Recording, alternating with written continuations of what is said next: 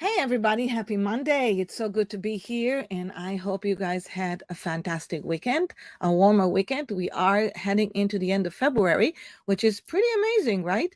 But I just wanted to welcome everybody, anybody who's just chimed in. Thank you for tuning in. Hope you guys are doing wonderful. Welcome to Huddle Time. Thank you for tuning in. And thank you for being a guest of America's Beauty Show by Cosmetologist of Chicago. Now, every Monday, we bring to you guests, thought leaders, experts and business experts, artists from all over the world to talk and discuss great practices, things that matter in our industry, and how we can improve ourselves, how we can improve the world around us. And so for today, I have a really great conversation with a really good friend. I can't wait to bring her in, but not before. I'm going to thank all our sponsors. So for Textel, thank you so much for being a sponsor. Textel is helps engage you with your audience, you with your team. There's no better way to have texting, especially today if you want to have a really great, fast, and engaged communication. So thank you, Textel. And we, of course, always appreciative of American's Beauty Show sponsors. That sponsor has been sponsoring us, and we have been partnering on Huddle Time for when I would say almost 2 years. Actually, it's going to be 2 years in just about a month. And if you have not yet to purchase your ticket to America's Beauty Show coming up April 11, do so right now. There's a great deal right now. If you want to bring your whole team to America's Beauty Show, this is the best time to right now purchase a ticket. So thank you, America's Beauty Show, and thank you for Salon Cadence Teaching and Training Company. Is a white glove company that helps high achievers, salon and spa owners that value time, life, and have a growth mindset to create more time, more profit, more wealth in their company to achieve their ideal lifestyle. If you want to know anything about Salon Cadence, please go to saloncadence.com or come in and be a guest at our Profitable Salon and Spa Owners Facebook group, where you can learn a lot about great tips of how you can become more profitable and have a richer life. Now, with all of that, I'm super excited to bring in a really good friend we have done a lot of great things together, and and has been in the industry for a very long time, even though she looks like she's 5 years old. Her name is Lori Obiedzinski, and I probably butchered that name, but Lori will help me pronounce it correctly. And Lori has been in the industry for quite some time.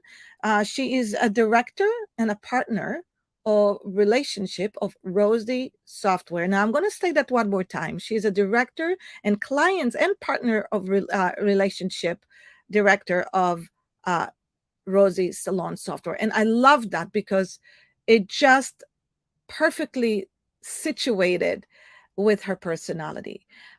She's wonderful when it comes to relationship building, and we're going to talk about how important it is in this industry. Now, Lori has been in the industry for 17 years in the beauty industry, and she wore many, many hats. She's was original manager, in sales, distributorship. She has been an operational manager in salons. There's just so much value for our conversation today.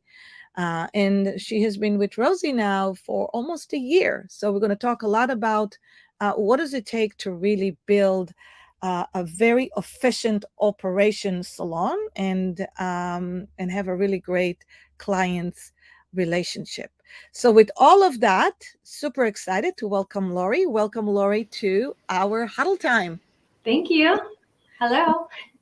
Hi, I always love your background. Tell me a little bit about that background. What do you have that? I always thought it was like, what do you call that? Leather pieces, but it's not, right? It's fabric. No, they're not leather. No, it just hangs on my wall back here.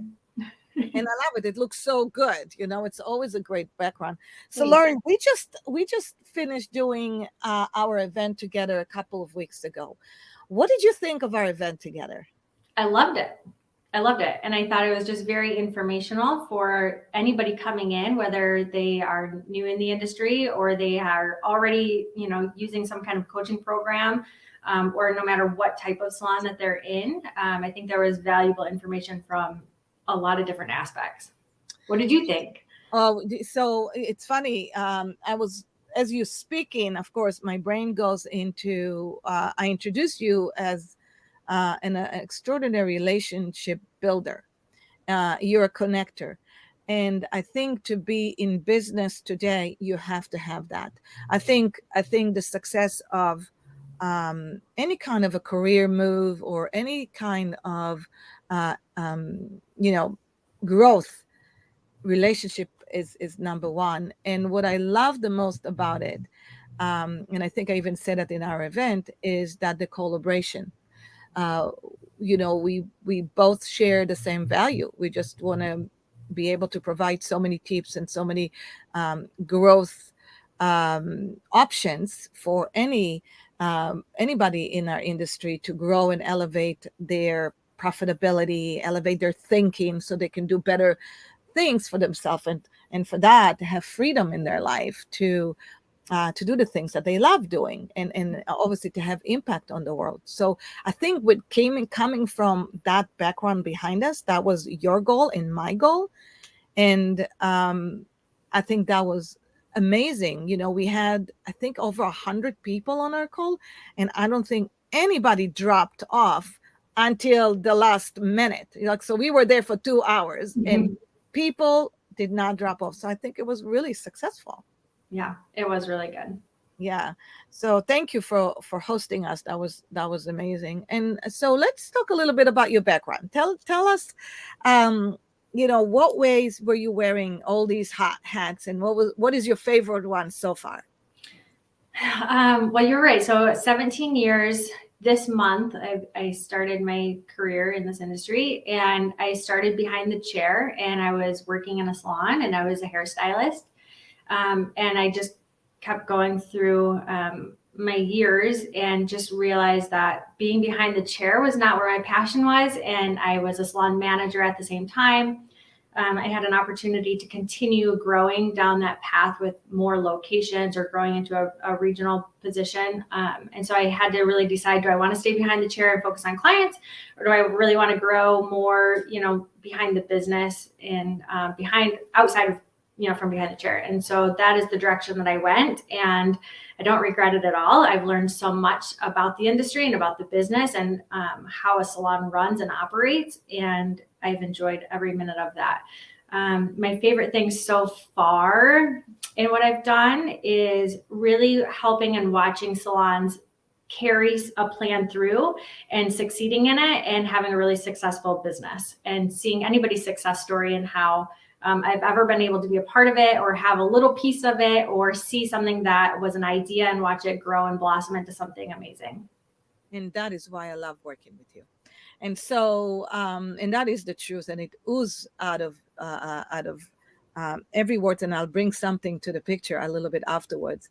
Now, Lori, you have 2 children, right? 3. 3. Yeah. I always like, is she had 2 or 3? I know it was like, what are you talking about? You have 3 children. They're all in around the 7 and 8 years old. No, tell me, what is it? No, so I have a 16-year-old. Yeah, so she's going to be 17 next month. So that's how I know my mile markers in my industry. So I was pregnant and had her right after I had received my cosmetology license. So that was new and exciting. But so she's almost 17, and then I have a 13-year-old and a 3-year-old. Okay, this is why it was wow for me. So how women in our industry, okay, manage, or more than manage, because when I look at you, you're an inspiration, right? Because to me, anyhow, and I think to so many women, because you're driven, you got your growth mindset, but you're also a full-time mom, and you're always there. Every time you and I talk, the kids come up, and you're very calculated, and you had such an amazing career path. You've grown and elevated as with all these years, but also have your responsibility as a mother, as a wife, and you always look so well put together. You're always beautiful. You're always kind. You got the smile. You got the great positive outlook. How, and I know what it takes to be successful and have all the accolades, but I'm not talking about rewards accolades. I'm talking about the achievements that you have. How do you do that? And what can you tell our audience uh, of any kind of a tips of how to pursue a career um, of achievements like that?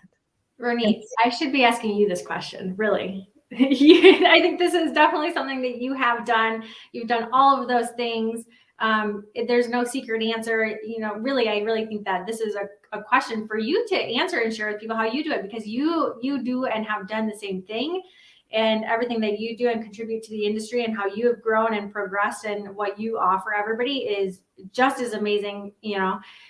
And I wish I had just a little bit of what you do offer. But I really think that everybody has something like that. And for me, it's just passion for the industry. I just love it so much. And I think that anybody around us, that when they do have that passion, it shows. And when they're excited about what they're doing and helping people and, their day to day, whether they're behind the chair still, or they're a salon manager, or they're a salon owner, owners have to have a real passion for what they're doing, because that reflects on their team and reflects on their clients and their business overall. So I think just like what you're doing, Roni, and everybody else that is super successful, I think it starts with a passion and wanting to share it and just being excited about what you're doing. thank you, and thank you for saying that. That's awesome, sweet. But there is, I'm sure that if you think about it, like, many people ask me, Renee, you've been married for 35 years. What's the sauce? What's the secret for that? And between you and me, there's ups and downs no matter what. But I would love if you can give us a couple of tips of for anybody who's starting the career in our industry, whether they just finished school and they're, or whether they just making a decision where to go and partner up, what salon to partner up with. What do you think is going to make their journey maybe easier than it was for you and me? How we figure things out. What are the three key secrets or tips that you can give somebody? And I'm talking about us women, okay? The women force, to be successful and to achieve happiness and wealth, right? What do you think? I think don't give up, constantly be pushing forward, ask a ton of questions, always stay curious about your surroundings or things that are coming up or things that you don't know and being curious about them. Find a mentor, somebody that you look up to, somebody that you aspire, something that maybe they've achieved or something that you have goals that are similar. Find something that you love doing. There's different things, whether you're behind the chair or whatnot, there's something that you may really enjoy doing, and you get really good at that and spend your time doing those things instead of really dwelling on something that maybe is not your strongest. But I really think that having somebody that you can look up to is very important. And it's okay. Like, I left behind the chair. That just wasn't for me, but I loved the industry and I knew that I wanted to stay in it. So I did. And that it's okay if being behind the chair is not for you. There's so much room in this industry for anybody without competing, right? We don't have to compete with each other. There's so much space here for everybody. It's just finding what you love to do and going after that and staying passionate about it. Yeah, and it's great that you brought it up. There's millions of software out there. Yeah. And there's great millions of salons, and there's all kinds of salons. There's suite salons, there's booth rents. It's funny because a lot of people come to me, a lot of our salon owners and a lot of our clients, and I speak and I listen to thousands of entrepreneurs in our industry about, oh my God, this is the resignation generation. Oh my God, there's just so much change, and people are moving to independence and all that. And I always, just being a little older, I always say, well, you know what? Yeah, there's always going to be change. There's always going to be change, and we always have to be adaptable. We got to be nimble. We got to be flexible. Yes, for all of that. But like what you said, being curious, reach out for the stars because there is no sky. There is no limit of what you can do. And the beauty of our industry is just there are so many options that you can experiment. And sometimes we just don't know what we want in this industry. So it's okay to try different things. And you will land. If you don't know what's your true passion yet, you will land on the passion. But the most important thing, like you said, don't give up. And be open. And I think for me, it's always been um, always look for a community to work with because the communities support you in every which way and always build a community around you. It's for me, the industry has been my family since I got back from Israel, since I moved from Israel and I never came with my family.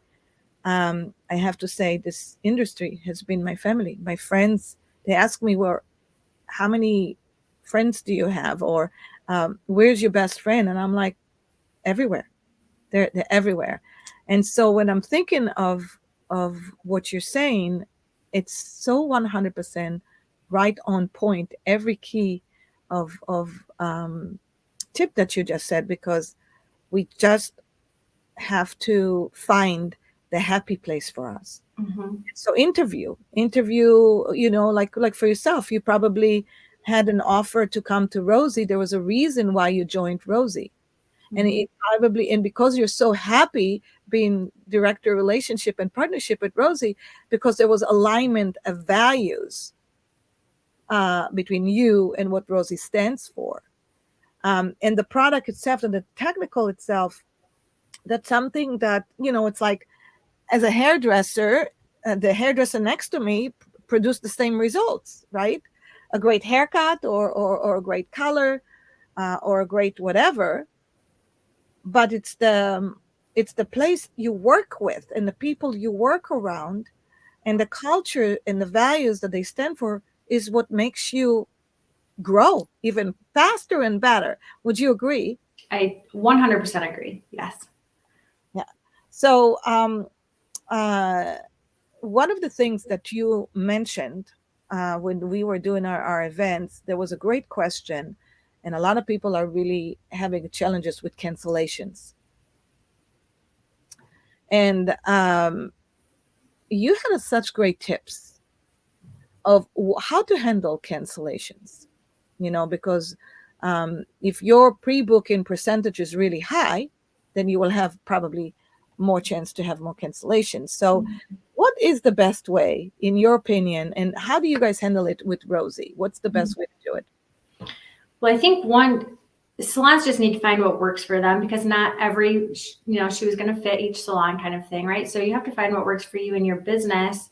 And I know there's some coaching or things that say like pre-book for your entire year, right? Get your clients to book every single appointment for the next year. But you think about today, people don't know what they're doing 6 weeks from now. So to get somebody to commit for a whole year, then you would imagine that some of those cancellation rates would go up because they can't show up or they forget or whatnot.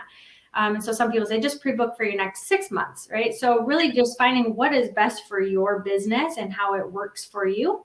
And then do that. But first you want to really put your practices in place, like set some practices and best practices for your business.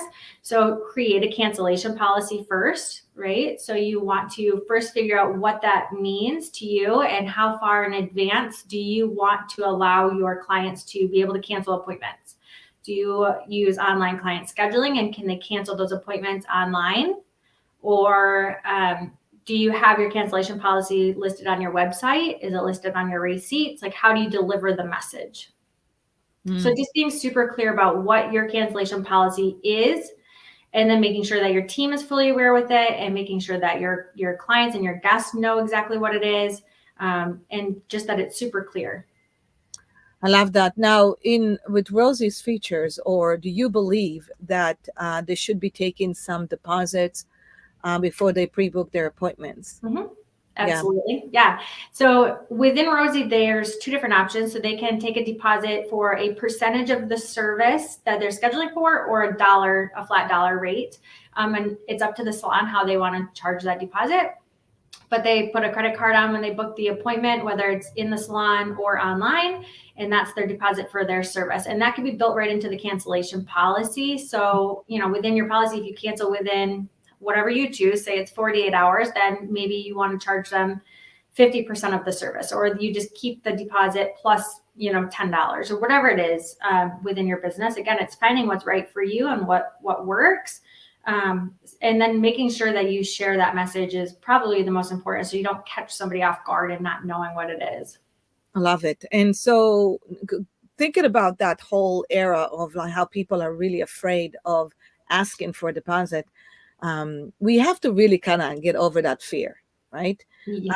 Because I think even if you had somebody give a deposit of $5, that will make them think twice before they cancel it, because it's just more of the thinking behind it, like they're committed. But the reason by paying $1 or $5, they are committed by action, and by thinking that they're actually committed, they will show up more.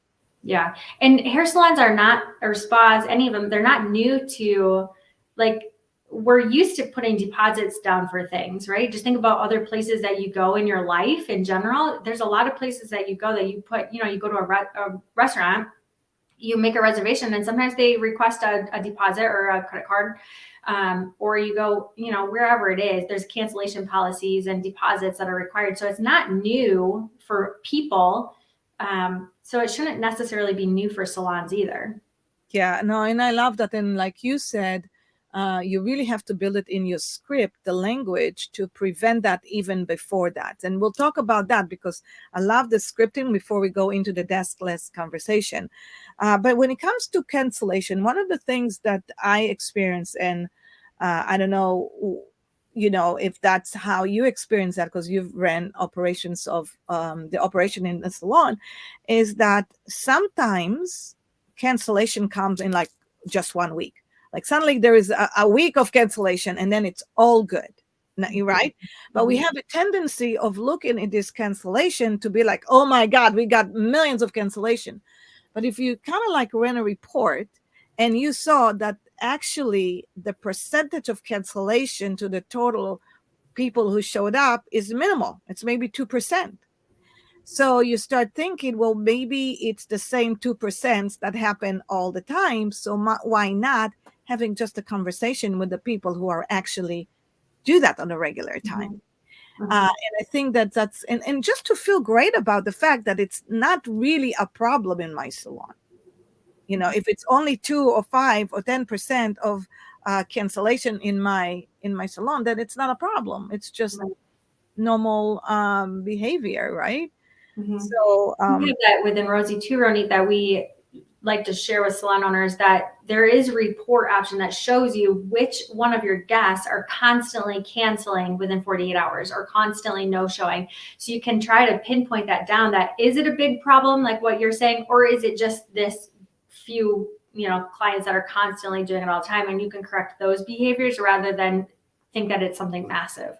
I totally agree. That's so true. Which I would love to give 4 tips to anybody who's hearing us right now, of what are the most valuable reports to induce growth in your company. What do you think? Give me 2, and I'll give 2. We might even say the same, but yeah. So I think the employee sales summary, and I think a productivity report. Love it. Employee sales summary, because then they can monitor individual growth and progress with, measure against your KPIs. And a productivity report, you can help with your scheduling and making sure that your chairs and that individual is working the best hours and maximizing the most amount of revenue within that scheduled time, or you can adjust it and be flexible. Yeah, I love that. And to drive those 2 reports, pre-booking is one of my favorite reports. You want to be at minimum 70% on pre-booking, because that will fill your productivity without spending any dime. And the second one, most important to my opinion, is new clients retention, because new clients retention will feed your productivity report. So see how we Such complete. good ones. Yeah, they're all good. They're all good. All right. So going into my favorite subject, Deskless. Okay. Love to get your opinion, and love to. Do you have a system that can produce a system for a salon, let's say a medium-sized salon, of how to transfer and why to a deskless salon, and what does it mean? So I love talking about deskless. It was probably about 5 years ago that I first heard of this concept of removing the front desk, and I was so fascinated by it since then. And we do currently have salons that use Rosy that do have a deskless operation. So we know that it works, and we do have the full capability of making that happen. But I think within that transition, kind of going back to what we said from the beginning, it has to start with a plan and preparation and knowing what you want that to look like and utilizing all of the tools that you have through your technology that would help replace some of the day-to-day operations that a receptionist or front desk person would be doing, so that you can have them focused on doing something different. You're not necessarily replacing them. You're really just reinventing what that position looks like, and you're instilling different type of technology to do the day in, day out of some of the behaviors that they were currently doing. Yeah, and I feel like when like the way that the way you're thinking about the position is you're kind of elevating that position. Mm-hmm. It's no longer a receptionist, it's no longer a desk, it's not a guest coordinator. It really is a guest relationship manager. Mm-hmm. And I think that the thinking behind it is thinking more within having an enterprise thinking versus a salon thinking, right? And I love that. One of the I've working with a lot of salons. Some of them are, they're a 10 employee salons or 50 employee salons and even greater. How do you see in a greater and how automation is actually can help become 100% deskless salon? Mm-hmm. Starting with a plan, get your training. If you haven't done any training on your software in a while, start again and do that so that you know and understand what all of these features do for your business and how they work and what's customized for you. So I think it really starts with what we were already talking about, is setting up your cancellation policy, right? So if they do cancel, they're not calling somebody at your front desk anymore. They can just cancel online, that they can remove that appointment or that they can reschedule it from online as well. But starting with that cancellation policy, setting up deposits, using online scheduling, right? Everybody wants to be able to schedule instantly. They don't want to have to make a phone call anymore. They don't want to sit on hold. They want that instant gratification. So if you're not using online scheduling, set it up, but just embracing technology and embracing change and having an open mind and open to doing something new and different is really, I think, where it starts. Because you have to be willing and wanting to evolve your salon business in order for it to really be successful, I think. And you're not removing customer service, and you're not taking that away, or you're not making the experience less than. You're really elevating it. Like what you said, you're elevating the experience because you're just reinventing what that position was for somebody who was just standing behind a desk. They're not standing behind a desk anymore. Yeah. That's it. Okay, so good plan. Bring the technical part into that plan, creating a different position, and think differently, and ask the team, and maybe build with a team a guest lens plan together. So that is totally awesome. All right, Rosy, where's Rosy going next? Well, we hope to be able to adapt to all of these new future ways of everything that the salons are doing. So Rosy has the capabilities for deskless, like what we're talking about, right? We have features where people are, like, you think, I know I do this, but I'm sure a lot of people do, their grocery pickup, right? Like, I don't ever go into a grocery store anymore. I order online, I go and I pick it up. So Rosy has that same thing, same same forward thinking, where your clients can order and reserve their products online. They can come, they pick it up. That's where, instead of having your front desk, you would maybe have a salon concierge service where they would bring the product out to the car, a pickup service. So trying to create some of those situations where we can support somebody or a salon that wants to go deskless, but still have all of the technology and capabilities for salons that maybe aren't ready to do that yet. And just trying to help create that plan with them on how they can set that up and how they can talk to their team so that they can talk to their team about all of the features and what that looks like to them, because you want their buy-in. Because if you just remove the front desk from them one day, there's going to be panic everywhere. But showing them how this can be beneficial and how this is going to affect your clients and the business, and how the experience may just be different, but how it can still be really good for them. So Rosy really hopes to be able to just stay behind all of that and being able to offer any of the features that can support any direction that the salon is looking to go in the future.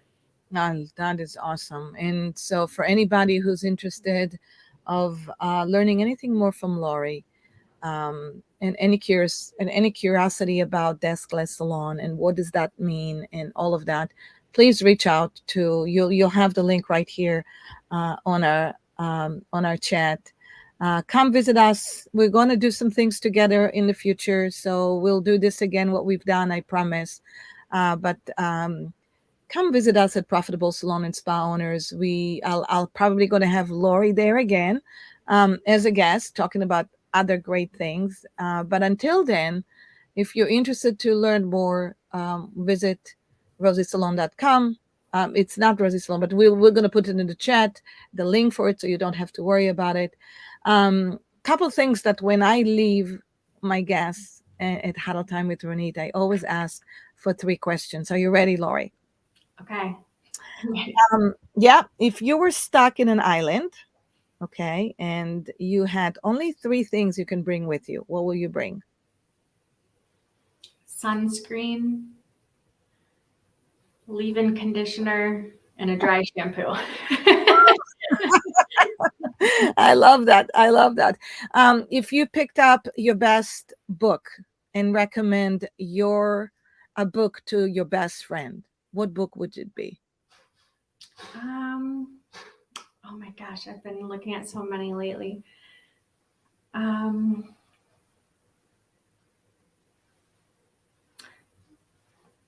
There's a Simon Sinek book, Leaders Eat Last, was one that I actually reread recently. So I'll go with that one because I like that book. That is awesome. I do too. So invigorating. And then if you chose to eat your favorite ice cream, what ice cream would that be? So it's called Play-Doh ice cream, and it's kind of like a Superman ice cream, but it has cookie dough chunks inside of it. And then I would dip it in sprinkles. No kidding. Wow, that sounds amazing. Yeah. Well, okay. So we all have to read this book, go to your island with you, and eat that ice cream all day long. Yes. Thank you, Lori, for being here. This has been so amazing. So amazing. You are an inspiration. So wait, Leo. That was my dog almost stuck in the camera. But it was such a great inspiration to have you here. Such a good conversation. I really appreciate all that time and knowledge. Thank you, Ronit. Thanks for having me on. I appreciate it. You're welcome. Bye, everybody. I'll see you next Monday. I hope you guys are going to have a fantastic week. And yeah, don't forget to come to America's Beauty Show. You can try Rosy there. You can try and come and see me. I'm going to be there launching my book, Profit First for Salons, and I'm super excited. It's coming out April 11th, I think. But yeah, as a matter of fact, it's coming out. Yay! I will be sharing all of this with you